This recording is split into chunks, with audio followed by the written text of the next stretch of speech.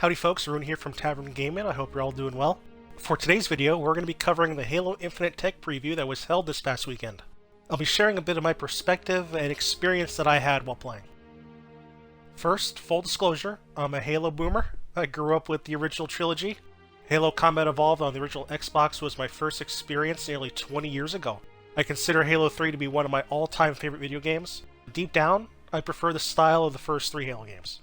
Now, with that being said, I'm not going to let my preference to the original trilogy get in the way of playing or enjoying different takes on the franchise. I've played Reach, both Halo Wars, Halo 4, Guardians, and even Spartan Assault. Each one has their own style with regards to presentation and feel.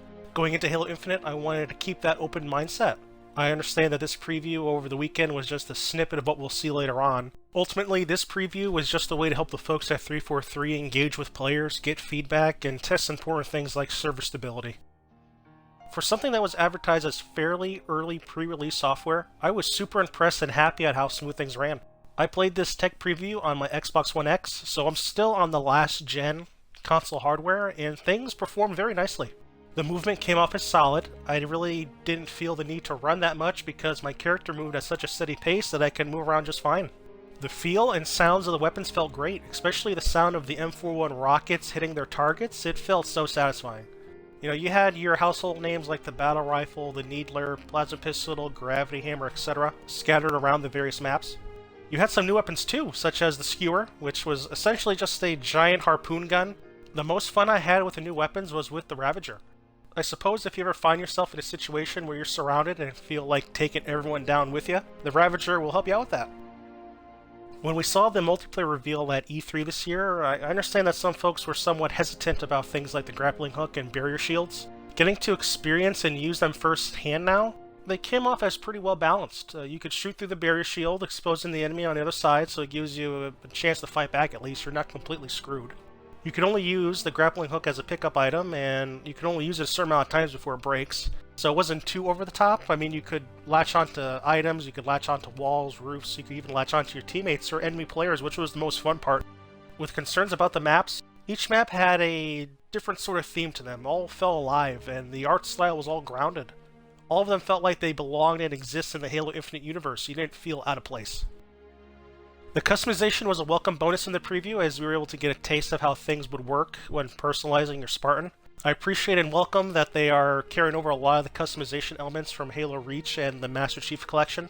If they could mix those two together, we could have some pretty robust customization options. Right now, in the tech test at least, you can only get these armor pieces and camos from the Battle Pass or in the store. I hope that in the main game we could earn armor items like that through completing the story mode, ranking up, or completing certain challenges. Anywho, on a side note anyway, I've always found it a bit funny how much at times customization is so emphasized in first-person shooter games. You know, you spend so much time creating your character, and when you get into the game, you just see your hand. Or you see yourself in the lobby as some sort of glorified loading screen, or when you get eliminated, you just see your character laying on the ground. It's like, wow, my character looks great laying down there. Man, you look great. That's a fantastic looking character. You look awesome. In this tech preview, for the vast majority of the weekend, we went up against bots. For some folks, that may be a bit of a turnoff. I think some people went into this thinking it'd be more of like a traditional PvP beta.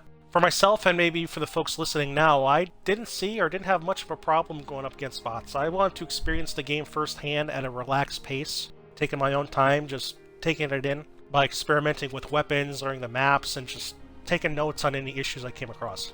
Apart from the occasional matchmaking issue where I'd be flung back to the lobby after searching for a game, I didn't come across a lot of major issues. My game never crashed. I always received XP after each match.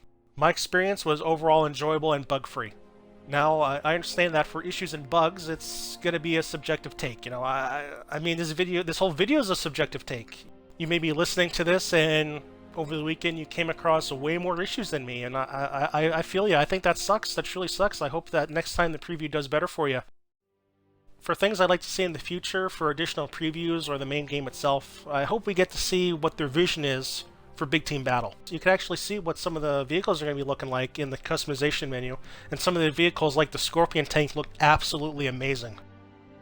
In closing, the first Halo Infinite tech preview was an enjoyable and fun experience. It was a pleasure to be part of the preview, and whoever is in charge of selecting the players, thank you. Whoever you are out there, thank you. Thanks for putting my name on the list. If anything, to me, this preview showed off a ton of potential of what multiplayer in Halo Infinite could be. I look forward to see what the final product will be like for multiplayer, as well as seeing what they're going to be doing with the story and campaign too. Alrighty folks, we're going to wrap up the video there. Thank you for joining me for this conversation. I hope you have a great rest of your day. We'll see you in the next video.